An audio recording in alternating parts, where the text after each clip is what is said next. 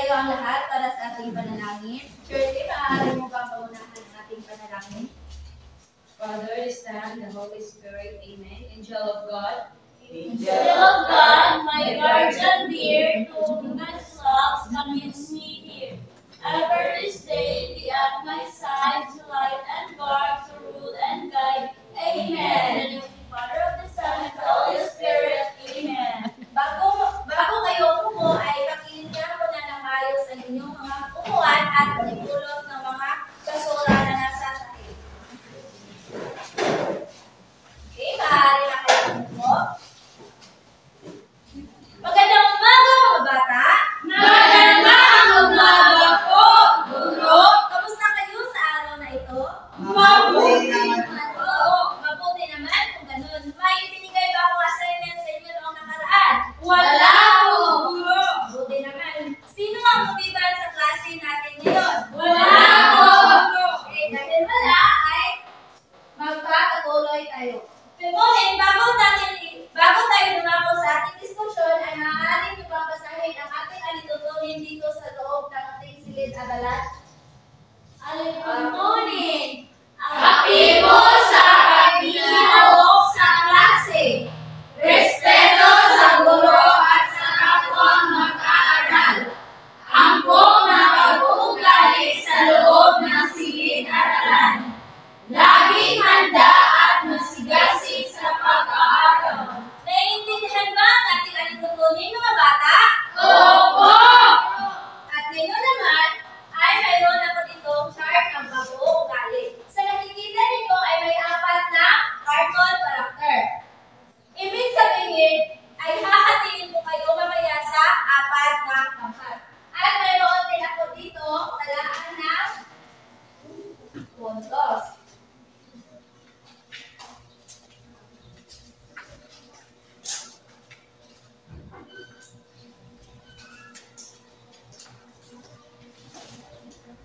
Gusto niyo ba makakuha ng lollipop, mga bata? Opo!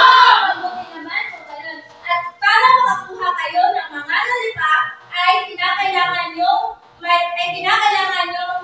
magpa-participate at kailangan mayroong kooperasyon sa bawat isa sa ating diskusyon at sa mga gawain mamaya. Maliwanag ba, mga bata? Opo! At sa puntong ito ay magkakaroon tayo ng laro. Gusto niyo ba ng laro? Opo! At ang laro nito ay tinatawag na picture word match o kung sa Tagalog ay larawan salita. Ngunit bago ang lahat ay hahatiin ko kayo sa 4 na pangkat. Ang unang linya nito ang unang pangkat, ito naman ay kalawang pangkat, at itong dalawang linya na ito ang pangatlo at ang panghuling linya ay ang pang-4 na pangkat.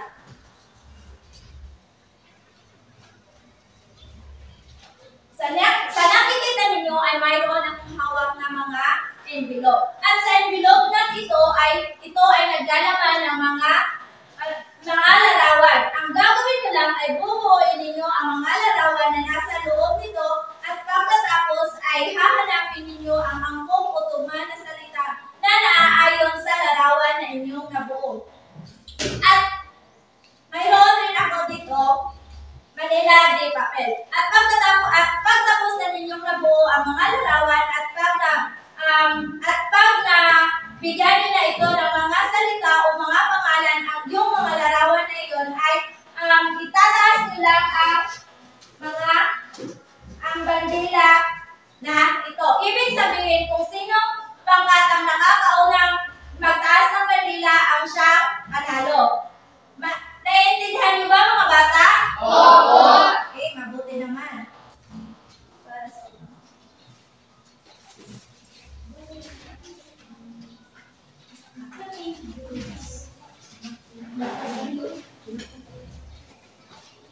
Maaari nyo nang simulan?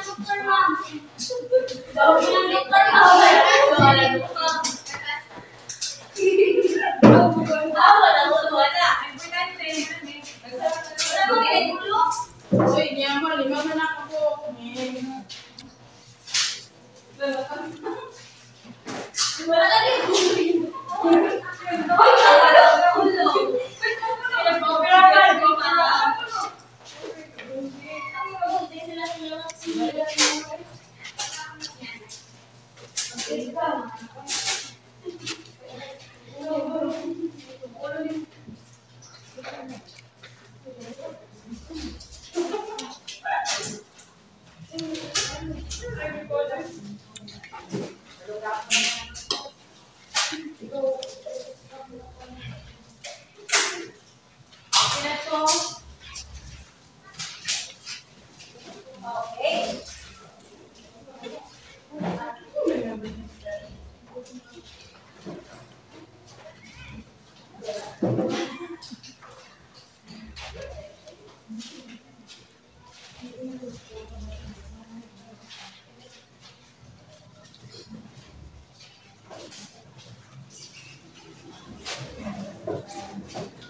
Okay, magsiupo na ang lahat. At dahil ay ikalawang pangkat, ang unang natapos sa gawain o sa ating laro ay makakatanggap sila ng dalawang lollipop. Yes.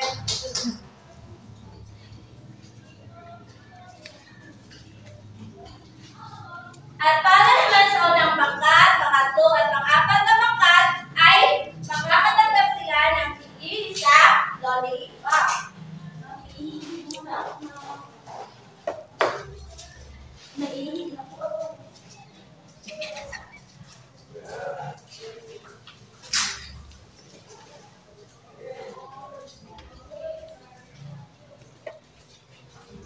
Okay. Bigyan nyo ng masigabong palakpak ang inyong mga sarili.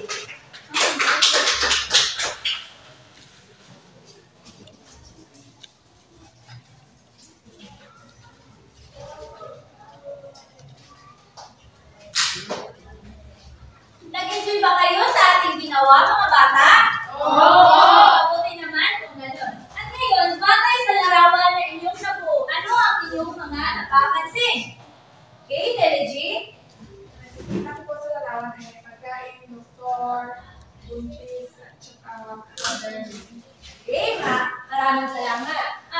Batay sa larawan na inyong nabuo ay may makikita kayong pagkain, isang doktor, McDonald's at saka buntis. Saan nga ba natin ito madalas na makikita? Okay, Jeremy? Madalas makikita natin ang pagkain sa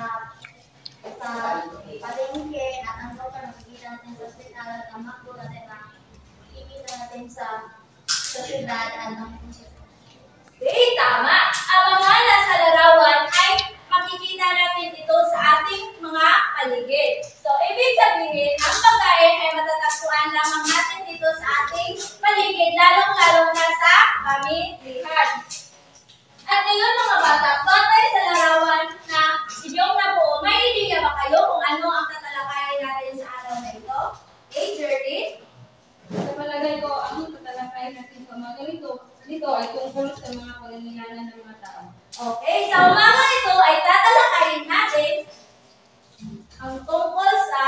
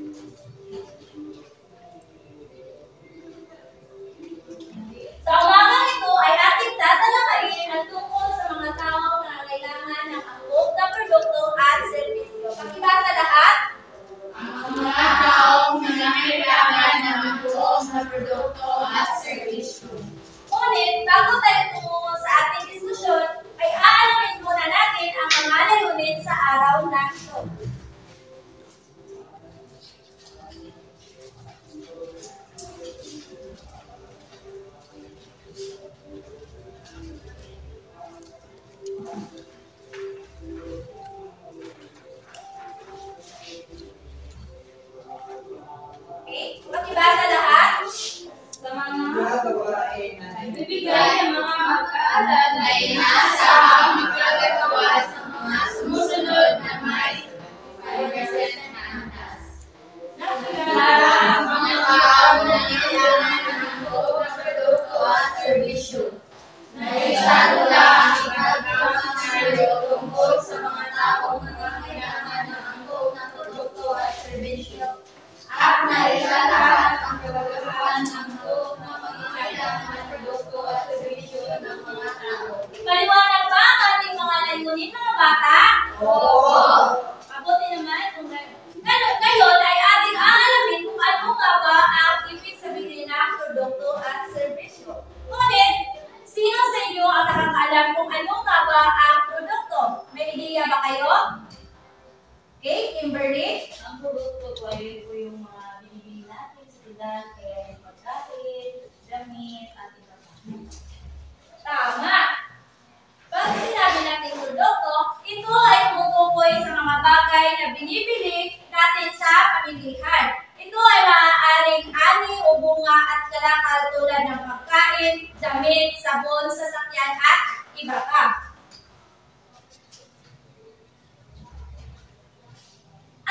Sa madaling salita, ang mga negosyante ang siyang gumagawa ng mga produkto upang ibenta ito sa mga palengke at upang matugunan ang ating mga pangangailangan sa araw-araw na pamumuhay.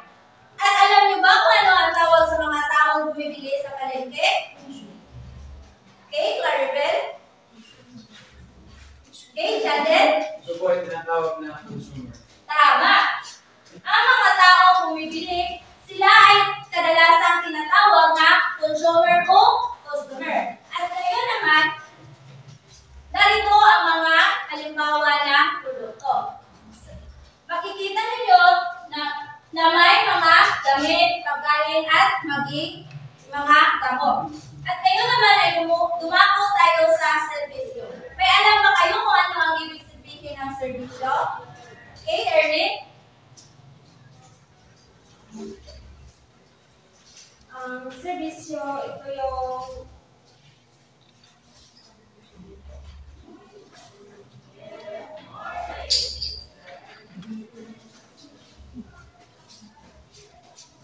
Okay, maaari ako po. Okay, Jaden, may idea ka? Ang servisyo po ay dito ay naalok ng negosyante ang kanyang talento o skills sa mga mamimili o mga customer. Tama! Sa madaling salita, ang serbisyo ito ay isang uri ng paglilingkod o pagsisilbi gamit ang kaalaman at kahusayan sa lipunan. Ito ay hindi natin nakakain at nakahawakan, ngunit ito ay ating nakikita at napagkakitaan ito ng pera. Okay? Maaari niyo bang basahin? Sa uri ng paglilingkod o pagsisilbi gamit ang mga kaalaman at kasalayan sa lipunan at tumutulong sa pangangailangan ng tao. Sino sa inyo ang makapagbibigay ng isang halimbawa ng serbisyo? Giselle?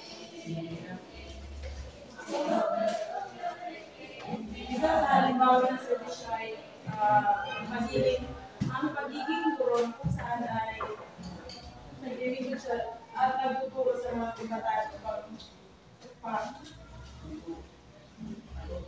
upang matutuparan at pananalig sa kanilang magandang pinag-asa. Tama! Ang isang halimbawa ng serbisyo ay ang pagiging isang guro. At ang tungkulin ng isang guro, siya ang nagtuturo sa mga bata upang sila ay matuto. Ang ibang halimbawa ng serbisyo ay doktor, karpentero, at bombero. At ngayon naman ay ating aalamin kung ano nga ba ang mga angkop na pangangailangan ng tao gaya na lamang ang mga buntis, mga sanggol, mga matatanda o maging kayo mga mag-aaral. Ating aalamin kung ano nga ba ang mga angkop na pangangailangan produkto at serbisyo.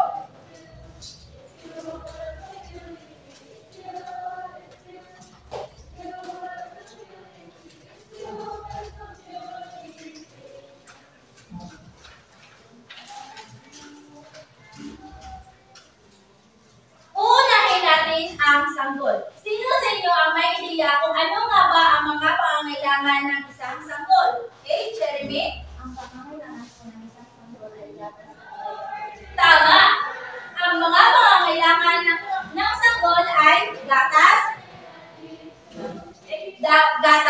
diaper, damit na angkop sa kanilang edad, una, isang doktor, at maging kanilang mga magulang. Alam niyo ba kung ano ang tawag sa mga doktor ng mga sanggol? Okay? Kimberly? Tama! Ang tawag sa doktor ng mga sanggol ay pediatrician. Sila yung mga nagbibigay ng bakuna, mga vitamina, at kung ano-ano pa mga kailangan ng sanggol tungkol sa kanilang kalusugan. At ngayon naman ay susunod natin ang pangangailangan ng buntis. Ang buntis ay nangangailangan din sila ng vitamina sa paa,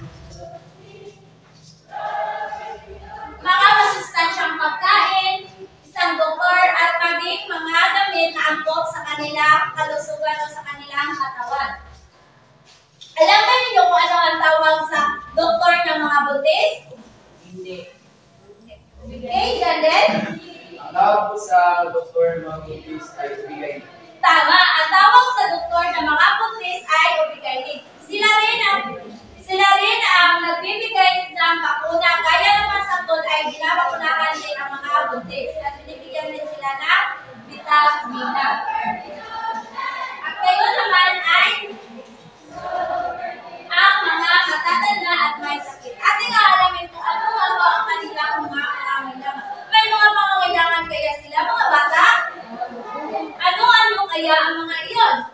Okay, Delegi? Tingin ko, ang pangangailangan na first aid, una ay doktor or mga Tama! Ang pangangailangan ng mga matatanda at mga may sakit ay mayroon tayo dito doktor, mga gamot, masustansyang pagkain, gatas, at caregiver. Alam ba niyo kung ano yung mga caregiver, mga bata? Okay, Chandel? Ang caregiver po ay pangalaga ng mga matatanda. Tama, ang caregiver, sila yung nag-aalaga sa mga matatanda. Pero madalas natin ito makikita sa ibang bansa lamang. Dahil dito sa ating bansa, sa Pilipinas, ay yung mismo kanilang mga anak o pamilya na mga nag-aalaga sa kanila.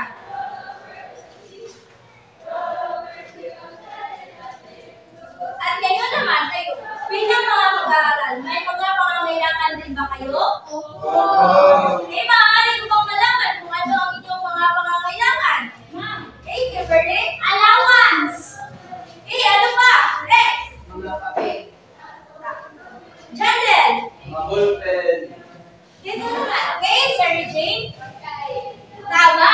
Ang lahat na inyong mga sinabi ay yun yung mga paunahing pangangailangan ninyo bilang isang mga mag-aaral. At nangangailangan din kayo ng servisyo galing sa isang guro na kung saan sila yung nagtuturo sa inyo para makamit ninyo ang buhay na inyong gusto.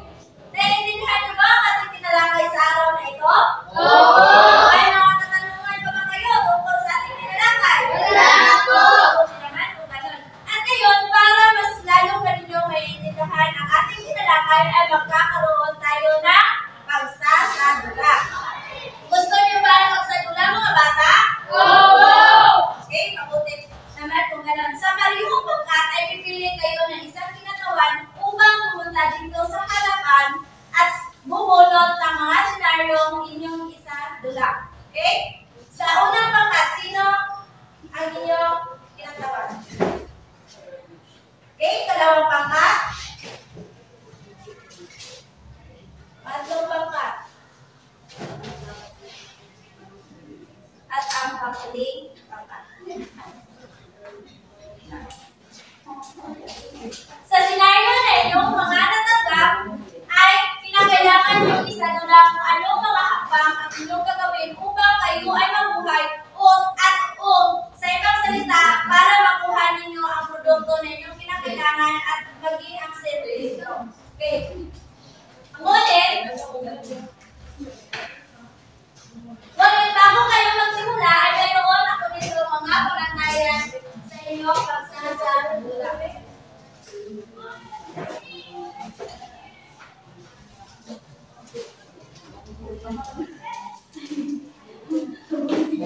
Okay, pakibasa lahat. Pamanayan. Ilalaman ang puntos. Pagganap ng puntos sa kakaisan ng puntos sa buwan ng 5 puntos. Okay, sa puntong ito ay maaari na inyong simulan ang inyong mga gawain. Okay, tapos na ba ang lahat?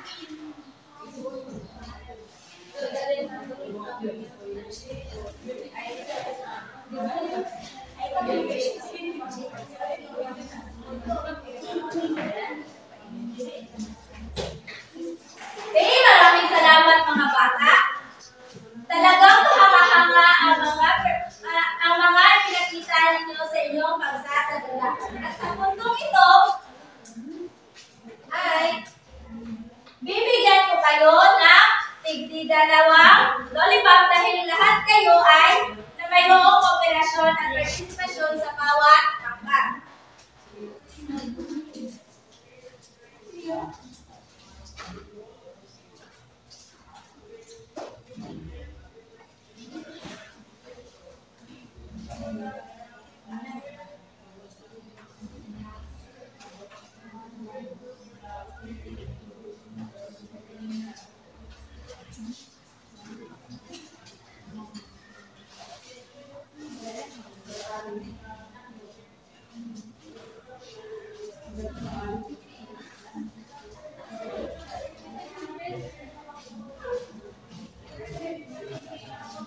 At para sa inyong mga puntos, ay ang unang pangkat ay bibigyan ko sila ng 5 puntos para sa kanilang nilalaman at lagi sa kanilang pagganap dahil talagang naganap nila yung mga tauhan na nasa scenario na ibinigay ko sa kanila. At sa kanilang pagkakaisa ay meron din silang kooperasyon at partisipasyon sa bawat isa ay bibigyan ko rin sila ng 5 puntos at ang lahat ng kanilang puntos na nalito ay mayroon silang 15 puntos.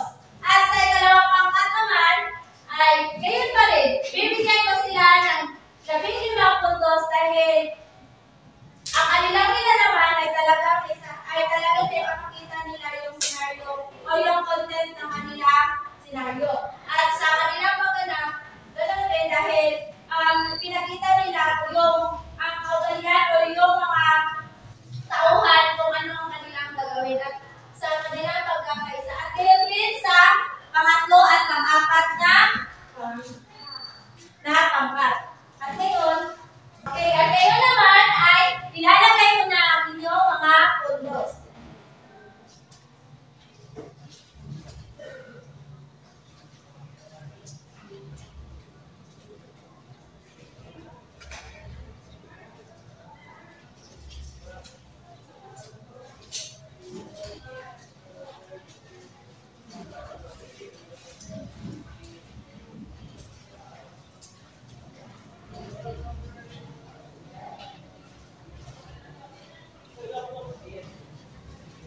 Okay, palakpakan ninyo yung mga sarili. May mga katanungan pa ba kayo tungkol sa ating tinalakay? Wala po. Kung ngayon ay ako ang magtatanong sa inyo.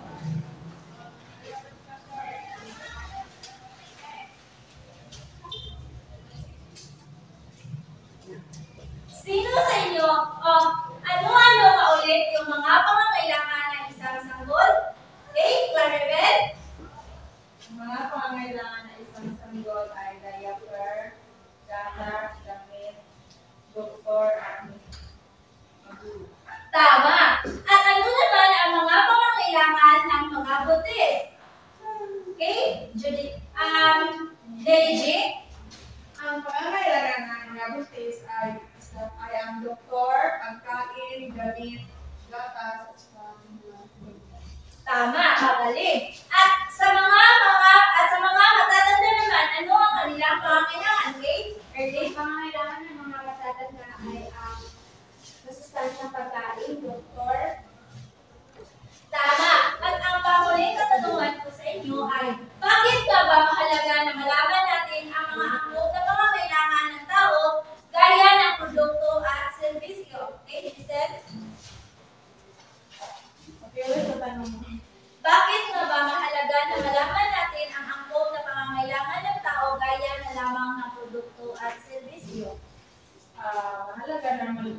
mahalaga na malaman natin ang pangangailangan ng